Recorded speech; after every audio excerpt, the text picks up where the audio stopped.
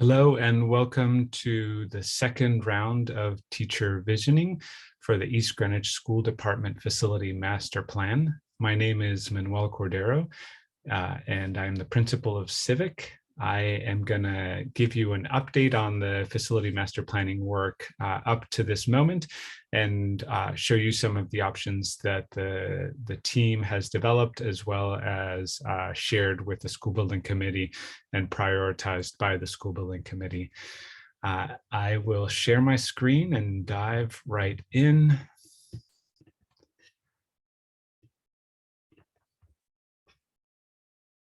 All right, as you can see at the bottom, this work has been done in collaboration with the district, as well as the owner's project manager. Many of you know Chris Spiegels, who works with Colliers, and then the architecture team of Studio Jade and Brewster Thornton Group Architects are all part of this process that we've undertaken. This process started in 2019 with a collection of data, as well as the analysis of much of this data, including demographics, utilization, facility conditions, and site evaluations. A lot of that work we shared with you in the first round of visioning when I came to visit, and in short, pointed to some needs, in particular to address demographics, growing, overcrowded elementary schools and the potential for growth. So that's how the utilization analysis plays out. So today I'm going to kind of move through that quickly. And if you have any questions about any of the data portion of it, feel free to reach out. As we dive into this work, the three stool legs of educational facility planning are demographics, facility conditions, and educational program. We're essentially looking at the balance of all three of those to think about what's the best options that address all of these, but that are also cost effective, right? So what is the most educationally appropriate and cost effective option? And as you can see here, we looked at many options. In fact, this is just a portion of a much bigger field of options. And the intent was to look at everything from the simple asset protection to newer and fewer and consolidation. And we looked at it again through the lens of these three elements of what aligns best with our educational program, what aligns with the demographic need, and how do we address the facility conditions issues that we have. As you might recall, and I mentioned a moment ago, I had the great pleasure of working with so many of you in your schools. I think with one exception, there was one meeting that we held virtually, and some of it was in libraries, and you could see a picture of the Eldridge gym on the top right. All of that I brought back and transcribed, so you can see little examples of some of what we transcribed and brought back. And on the left, you can see the spaces that are working well. And again, this is gathered from many of the different meetings that we held and are just examples. So the library at Hannaford is beloved, the outdoor space at Meadowbrook, the high ceilings and natural light at Eldridge, grade level communities at Frenchtown. I'll add the courtyard at the high school. And of course, art classrooms at the middle school. I could go on and on. I also asked about what you would change in the future, and we heard a desire for SEL, social emotional learning spaces, outdoor learning spaces, maker and tech spaces, as well as shared collaborative spaces. And then I kind of asked a question of what else should we know about, and we got some really great insights into what you might want from your school, or what is currently not working in your school. So there was a concern about security, restrooms, and the question of outlets, which is no small thing for sure, as well as storage, which is not an uncommon request. We also did a survey to kind of get a little bit more insight and a little bit more quantitative insight into priorities. So you can see here on the left for facility conditions to be prioritized. There was a desire to prioritize HVAC and security. Both of those make a ton of sense. But also, not surprisingly, as this is a survey for teachers, educational enhancements were prioritized. If you look on the right to get a sense of what type of educational enhancements teachers were looking for, there's a real interest in breakout spaces as well as collaborative spaces and teacher planning. So those are things that we're keeping in mind, and certainly the SEL type spaces. So I'm going to give you a quick run through of what we heard at each of the grade level groupings. Again, this is a brief summary of a lot of information that we gathered, but in essence, the elementary schools, despite great care over the years, are in need of capital renewal. They're in need of investment. The elementaries are overutilized. What that means is that you are making programmatic changes in order to serve your population that in some cases means sharing classrooms.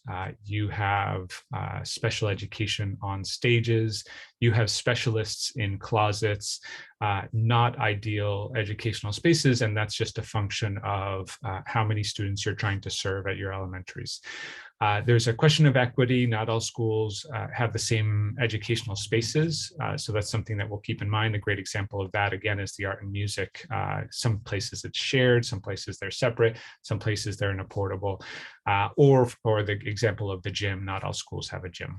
And there's limited collaborative space with the exception of Frenchtown.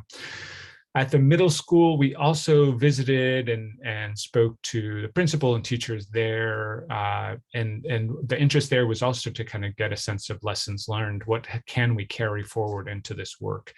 The grade level groupings and the resource rooms were working well. And I heard some great stories, especially about how the resource rooms were being used more broadly.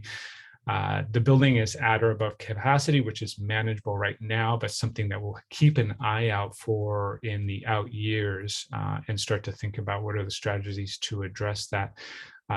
And in general, the school is well aligned with the mission and strategic goal of the district.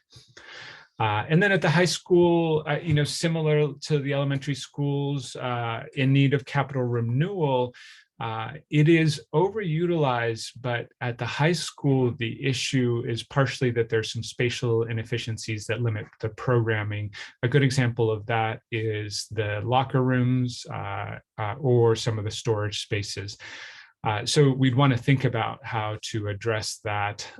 And we also heard loud and clear that the auditorium is an important community asset used not just by the high school, but by the community and by the elementaries. So that's something that we'd want to invest in to make sure it serves those needs well. So as we look ahead, what does this all mean? What are the goals that have been established through this process? Well, there was a real interest in creating teaching and learning spaces that met the needs, not just of the present, but of the near and far future. The question of equity of facilities, just making sure all students have access to similar types of spaces so that the programs can be similar.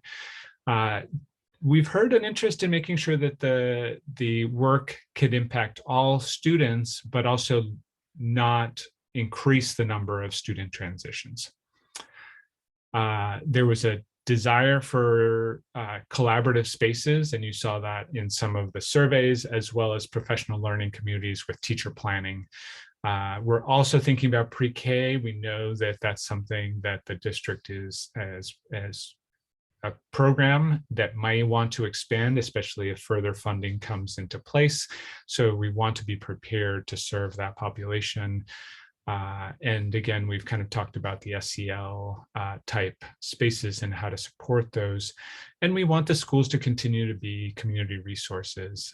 I should say that on the right, there's a few examples of the kind of type of spaces. So on the top right, there's an expanded learning space. In the middle, there's a teacher planning space, and at the bottom, there's an SEL space. So just a little flavor of some of the types of spaces that we're thinking about. And then as we think about those goals that we've established, we're also thinking about the process and what are the requirements that the district wants us to meet as we go through this process. From the very beginning, we were asked to look at multiple scenarios, and we have looked at many scenarios. All of the work was focused on really thinking about how to take advantage of this once-in-a-lifetime state incentive program that provides additional state reimbursement for school construction projects that meet certain parameters. And we are targeting increasing the reimbursement rate of the East Greenwich school community to up to 50%, or even 52.5%, as much as we can, really. We want to maintain the spirit of the school community, which I've come to know and really appreciate. And while limiting the impact of operations, and we'll talk about this in a moment, but this means that during the construction, we don't want to impact the operation of your schools. And finally, we want to kind of invest in the school's infrastructure and innovate in a responsible way. So, as I mentioned earlier, at the very beginning, we looked at kind of 5 categories of options. In essence, we put it all on the table. Everything from option 1, which is the kind of minimal investment, all the way up to option 5, which is a kind of newer and fewer consolidation type set of options.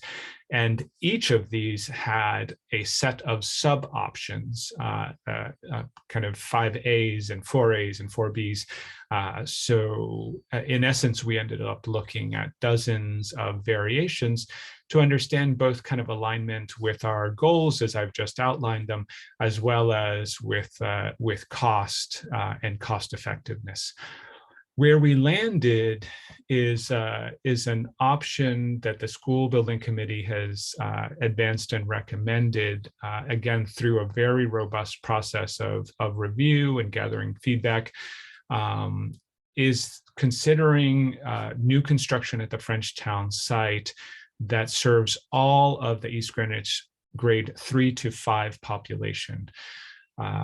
Then the Eldridge School would, in essence, possibly be renovated as an admin school, as an admin office, sorry, and would no longer be a school.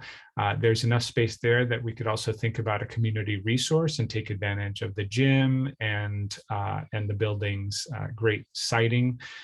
And then we would have additions and renovations at Meadowbrook and Hannaford to serve that pre-K through 2 population.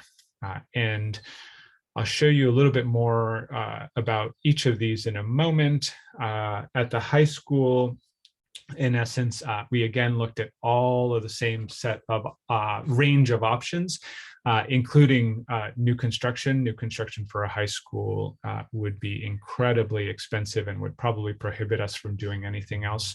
So the decision was made to do renovations and an addition at the high school, and I'll share a little bit more information about that in just a moment.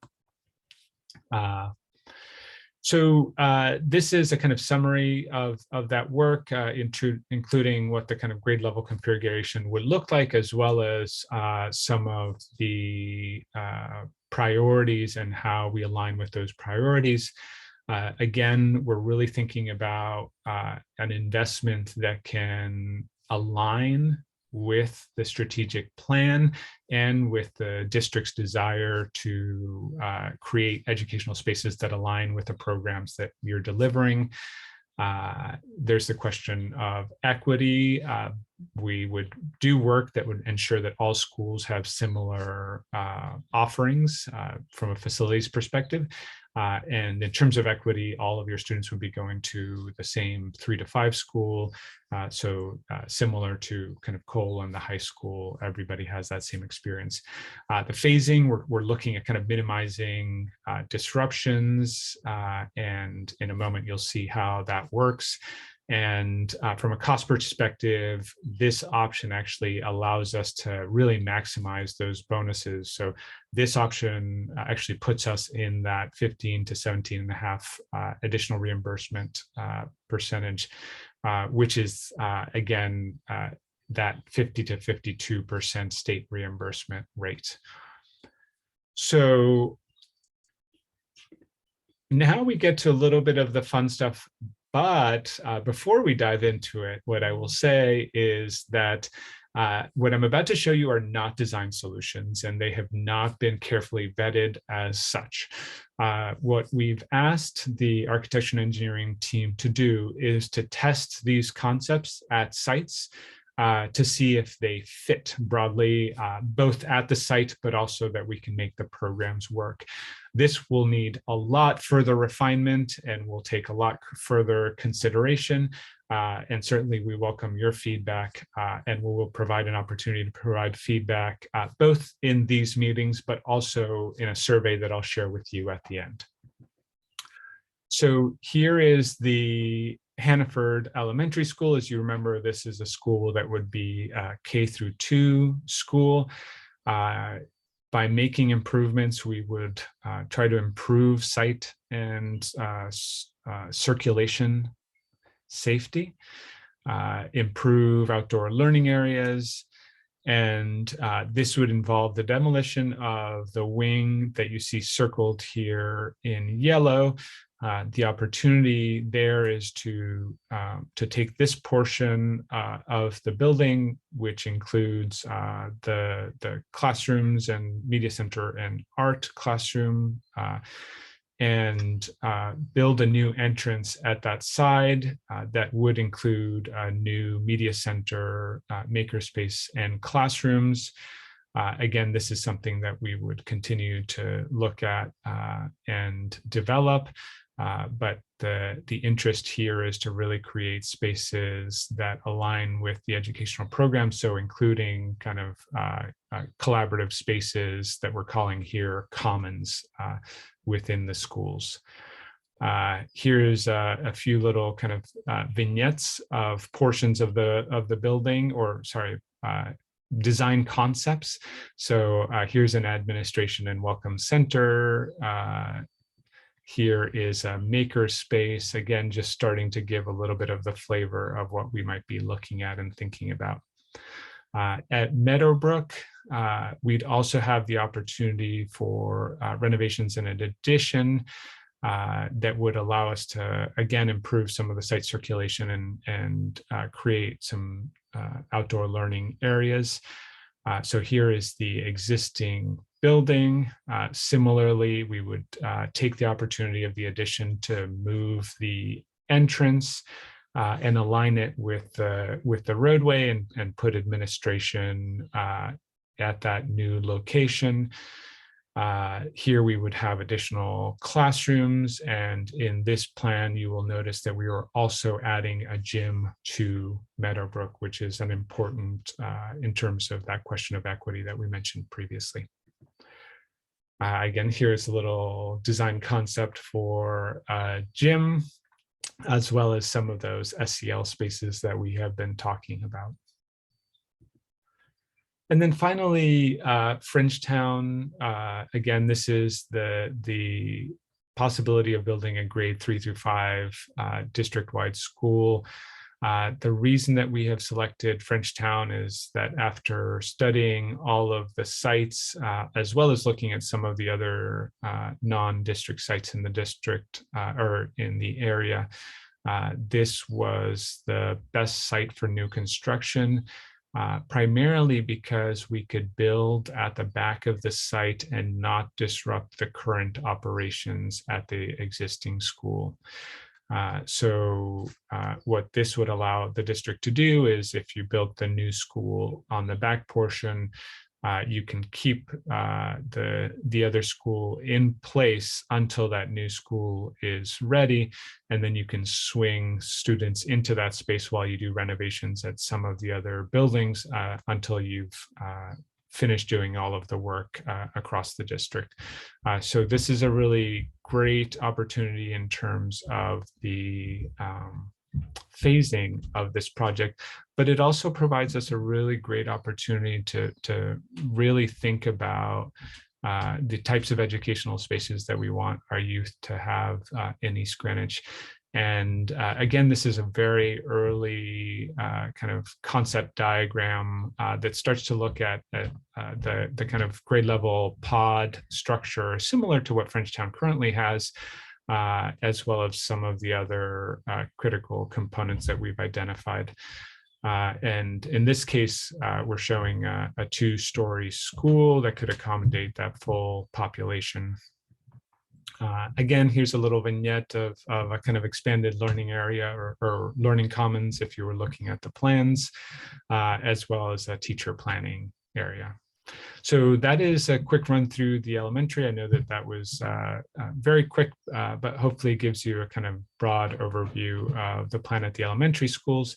And then we'd also be advancing work at the high school. As mentioned, there are some needs in terms of educational program, but also, as you see here, needs in terms of thinking about site circulation and safety. So certainly the site would be part of this. We'd also want to look at investing in the courtyard and supporting all of the great things that have been happening in the courtyard in the last couple of years that were mostly driven by COVID, but now we have an opportunity to really support that. This is an existing lower floor plan. And I'm going to toggle back and forth. What we're proposing here, and you may notice, is additions and to create classrooms and maker spaces on the left side of the courtyard. So you can see the change. I just toggled back to the existing and we'll go back to the proposed. So we're trying to take the opportunity of transforming the storage spaces on that lower level, adding maker spaces in classrooms, reworking the locker rooms so that they actually work better, and thinking about other possible improvements at that lower level. Here's a quick run through of what the locker room renovation might look like for those of you who appreciate a view over a plan. Again, these are very early on. This is that 4 classroom addition into the courtyard, as well as the art room renovation, which would be part of this investment. This is the existing upper floor. And again, I'll toggle between the existing, which you're looking at now, and the proposed. The big difference that you'll see is that that classroom wing that we saw on the lower level will have 2 stories. So we'll be adding on the left side of the courtyard on your screens, you'll see that we're adding a little wing of 3 classrooms and a commons. You'll also see that the gymnasium will be, the second gymnasium will have a fitness area. That was something that we heard in some of our conversations, is really thinking about the gym and the whole health curriculum and how best to serve that. And then you'll see on the top of your screen, really looking at creating a special education suite that really serves the needs that the district has.